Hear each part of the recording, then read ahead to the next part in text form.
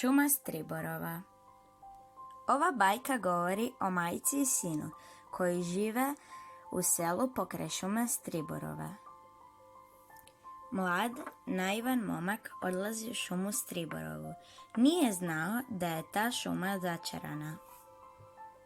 Kletva te šume bila je da će ostati začarana sve dok u nju ne dođe osoba kojoj je draža njezina nevolja nego sva sreća ovoga svijeta.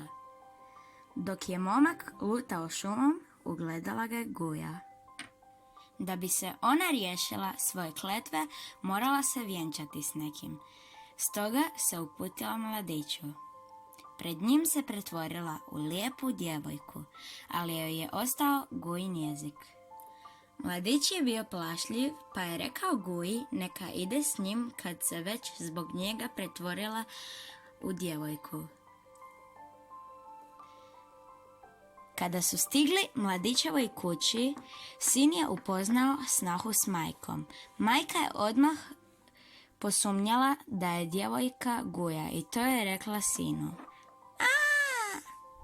Na to se sin naljutio i rekao majci da je vještica. Od toga trena njih troje su živjeli u svađi i velikom zlu. Snaha je cijelo vrijeme bila zločesta prema baki. Tjerala joj je da se popne na vrh planine kako bi se umila i tjerala joj je da ide na zaleđeno jezero Pošarana za ručak. Jednu večer starica je sjedila ispod kuće tužna i ugledala je kako joj prilazi tužna mala djevojka. Ju je zamolila baku da kupi malo triješća. No kako starica nije imala novaca, u zamjenu za triješće djevojci je pokrpala rukav na košulji. Kada je snaha otišla sa sinom kumovima u goste, zapalila je starica triješće. Na iznenađenje bake iz vatre su počeli skakati mali domaći. Oni su skakutali i plesali od veselja po cijeloj kući. Čak je i baka bila sretna. A onda ih je zamolila za pomoć. Malik Tintilinić dosjetio se kako da pomogne baki. Rekao joj je da podmetne s vraća jaja pod kokoš i kada se izlegu s vraćići, snaha će se prevariti, isplaziti jezik i svi će vidjeti da ima Gujin jezik. Tako je baka i učinila.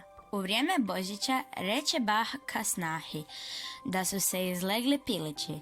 Tako snaha pozove cijelo susjedstvo, kumove, kume, susjede, malo i veliko. Kada je baka donijela svraćiće, snaha je počela juriti za njima i isplazila je jezik. Svi su tada vidjeli da ima Gujin jezik. Tada se baka požalila sinu kakvu je to ženu našao. Sin ju je okrivio, majku je istjerao iz kuće. Tada joj je Stribor ponudio da se vrati u svoje rodno selo i lijepu mladost bez sina, da za njega neće ni znati. Baka nije prihvatila Striborov prijedlog, zato što nije mogla zamisliti svoj život bez sina.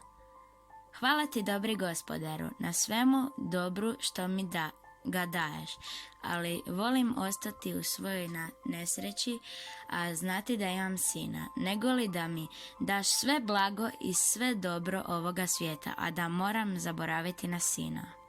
Nakon bakinih riječi nestalo je šume Striborove, Stribora i domaćih, a snaha se opet pretvorila u Guju i pobjegla u rupu. Majka i sin ostali su sami i sin je molio majku za oprost. Majka mu je oprostila i njihova kuća više nije bila puna zla, već dobrote, ljubavi i sreće. Sin se oženio za onu milu djevojku koja je prodavala triješće. Čari šume Striborove nestale su jer je majci bila draža njezina nevolja nego sva sreća ovoga svijeta. Kraj.